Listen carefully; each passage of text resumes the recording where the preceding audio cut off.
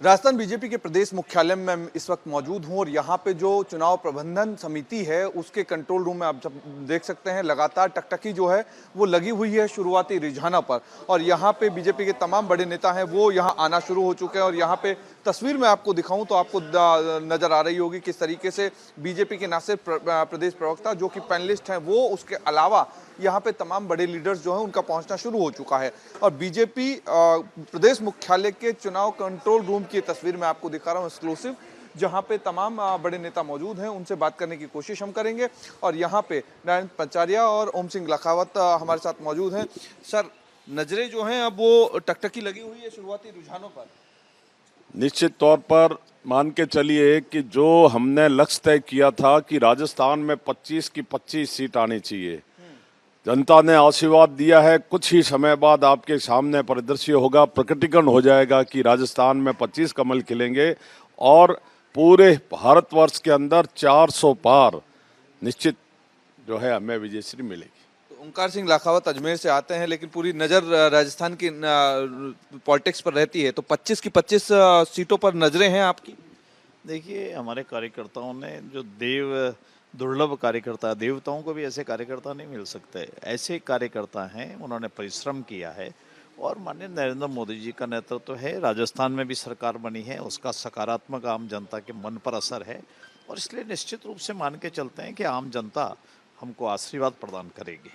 तो यहाँ पे 25 सीटों पर नजर है, कुछ और कार्यकर्ता मौजूद हैं, किस तरीके से देखते हैं 25 सीटों पर जिस तरीके से नजरें आपकी हैं, जिस तरीके से प्लानिंग आपकी है, क्या लगता है कि कितना एग्जिट पोल से आप प्रभावित हैं और ये कितना एनडीए बहुमत जुटा पाएगा? ऐसा है कि पिछले 10 साल के अंदर जो नरेंद्र मोदी जी के कार्यकाल में जिस तरह से जनता के हित के काम हुए, गरीबों के लिए काम हुए, युवाओं के लिए काम हुए, महिलाओं के लिए, किसानों के लिए जिस तरह की कल्याणकारी योजनाएं बनी हैं, तो वो सब योजनाएं धरातल पर इतने नंबर्स कितने?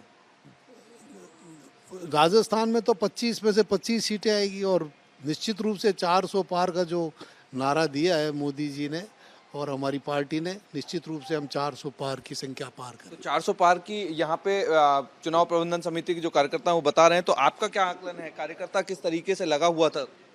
जो हमारे अधिवक्ता साथी पूरे राजस्थान की 25 लोकसभाओं में, चाहे ट्रेनिंग हो, चाहे नामांकन हो, चाहे पोलिंग एजेंट का प्रशिक्षण हो या काउंटिंग एजेंट का प्रशिक्षण हो, सभी में बहुत मुस्तैदी के साथ लगे रहे और आज भी वो मतगणना केंद्र के आसपास हैं और जो हमें फीडबैक मिल रहा है वो बहुत ज़्यादा सकारात्मक फीडबैक है और हम निश्चित रूप से राजस्थान में 25 कमल खिलाने जा रहे हैं। 25 कमल खिलाने जा रहे हैं। महिलाओं का रुख किस तरीके से रहेगा, क्योंकि महिलाओं को लेकर के प्रधानमंत्री नरेंद्र मोदी ने कहा था कि पॉलिटिक्स में भागीदारी रहेगी। अपूर्वा जी हमारे साथ मौजूद हैं। अपूर्वा जी, किस तरीके से देखती है महिलाओं की भागीदारी, क्योंकि बढ़ चढ़ के हिस्सा लिया महिलाओं ने भी चुनाव में? देखिए, भारत जब से आज़ाद हुआ उसके बाद में पहली बार आदरणीय नरेंद्र मोदी जी की ऐसी सरकार आई है पिछले 10 वर्षों में, जिन्होंने प्रत्येक जो योजना है उसका केंद्र बिंदु महिला को मान के किया। आप देखिए, लोकतंत्र का जब मंदिर बना तो जिस प्रकार एक नया घर बनता है, बाहर छाप जो है बहन बेटियों के हाथ ये लगवाई जाती है, वैसे नारी शक्ति विधेयक भी वो लेकर के आए।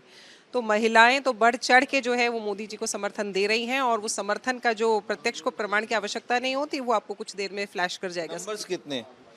राजस्थान में 25 में से 25 कमल और जो टोटल माला मोदी जी की गुथी जाने वाली है उसमें 400 कमल।